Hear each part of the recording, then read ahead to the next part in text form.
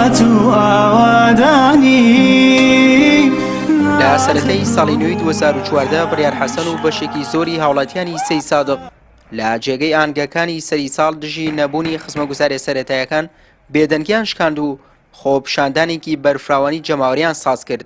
بەڵام هێزە ئەمنیەکان لە جێگەی پاراستن و پشتیوانیکردن لە هاوڵاتیان بە دەستدرێژی گولە وەڵامی خۆپشاندەرانیان دایەوە. بەو هۆیەشەوە زیاتر لە 6 هاوڵاتی بریندار بوون و دەیانی دیکەش دەستگیر کران. جیا لەوەش گەنجێک بە ناوی بڕیار حەسەن کوژرا و خەم و ناسۆری و برینێکی قوڵی لە دڵی هاوڵاتیان و کەسوکارەکەیدا جێهێشت. ئەمڕۆ پاش 5 ساڵ تێپەڕبوون بەسەر کوژرانیدا بەشێک لە هاوڵاتیانی سەیدسادق لەسەر مەزاری بڕیار گربوونەوە و کەسوکارەکەشی ئاشکرای دەکەن. دوای تێپەڕبوونی 5 ساڵ تا ئێستا بۆ کوژانی کوڕەکان دەستگیر نەکراون و هیچ شتێکی پێویست کە شایانی باس بێت بۆ شارەکە نەکراوە. چنێ هیوامان بە گەڕانەوەی شەید بڕیار هەیە لە قەبرەکەەوە بێتەوە بۆ ماڵەوە، ئەوەندە هیوامان بە دۆسەی شەید بڕیار و بەس زاگەیاندنی بە کوژانی شەید بڕیار هەیە. و داواکاریەکانی شەید بڕیار و هاوشاریانی خۆشەویست 5 ساڵەمە پەرکەبۆی ڕژانە سەرجادە لە 95 بۆ 95 وەکو خۆی ماوە. خۆپشاندانەکانی سەیدسادق لە کاتێکدا بوو کە بەرپرسانی باڵایەم هەرێمە لە کەیف و سەفای خۆیاندا بوون و بۆ پشووی سەری ساڵ لە دەروی وڵات بوون و لە ئوتێل و مۆتێلەکانی ئەوروپاوە چاودێری ڕەوشی خۆپشاندانەکان و گولە بارانکردنی هاوڵاتیانیان دەکرد. ئەگەرچی وەفدێکی حکوومەت یاریمی کوردستان بە نێونەرایەتی نێشروان بەرزانی سەردانی سەیدسادقی کرد و چەندین بەڵێنیان بە خەڵکی شارەکەدا کە دیارترینیان تەرخانکردنی 40 ملیار دینار بوو بۆ ئاوادانکردنەوەی سەیدسادق.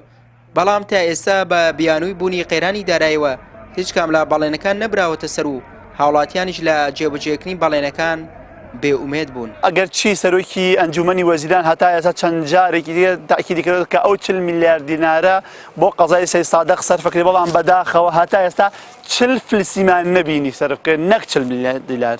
هیوادارم لە حکوومەتی کابینەی نوێ حکوومەتی کابینەی نوێمدا ئەم 40 ملیارە سەرفکرێ، بەڵام بەداخەوە خەڵکی شار تا بێت تووڕەتر و تا بێ ناڕەزاتر ئەبێت. لای خۆشەوە قایمقامی سەیدسادقدان بەوەدا دەنێت کە بەهۆی قەیرانی داراییەوە خزمەتی پێویست بە شارەکە نەکراوە، بەڵام ئەو ئاماژە بەوە دەکات هەوڵەکانیان بۆ خزمەتکردنی سەیدسادق بەردەوامە. ئێمە لە 2014 و 15 تەئکیدمان لەو خاڵە کردەوە بە نووساوی فەرمی بۆ سەرۆکایەتی ئەنجومەنی وەزیران.